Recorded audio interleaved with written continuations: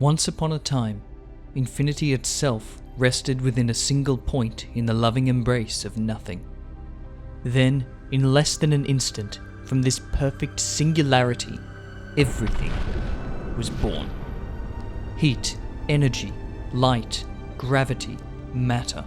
The infant universe expanded within nothing's grasp, creating space and pushing back against her hold. So she let this newborn grow, and over time it evolved from chaos to order. As this primordial universe cooled, quarks and leptons arranged themselves, with gravity's helping hand, into hydrogen and helium atoms. These simple particles formed the first stars, bursting through the darkness and creating heavier elements, which in turn became asteroids, comets, planets. The structures formed groups, separating into colossal galaxies, inflating all the while, forcing themselves outwards in all directions. Somewhere between those first seconds and millions of years, nothing became irked by this encroachment. The universe had taken too much of nothing's domain. Existence had become greedy, bombarding nothing with particles, bodies, forces. Thus began a war between all that is and that which could never be, a war that stretches beyond all comprehension, a war that nothing alone can influence.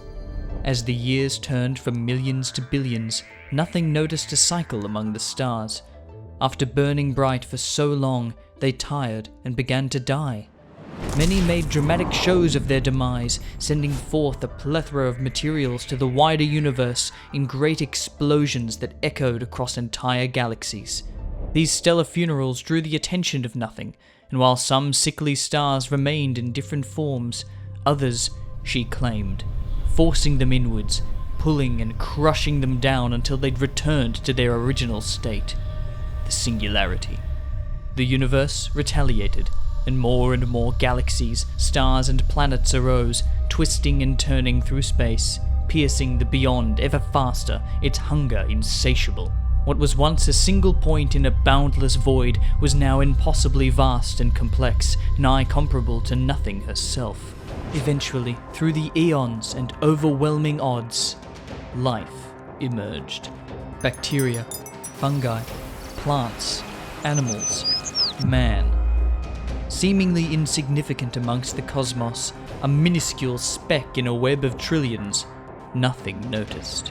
Nothing watched, and as countless beings lived and died, they all returned to nothing in the end. So too does everything.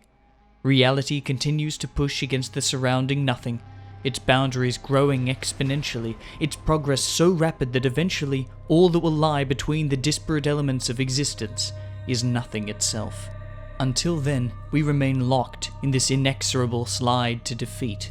Stars drift, the universe cools, and on a tiny blue dot in an unremarkable corner of one among billions of galaxies, a young man writes a story about nothing. Nothing waits for us all, whether it takes a decade, a century, a millennia, or all of time itself. The eternal veil can be pushed, stretched, invaded, but she will never know defeat.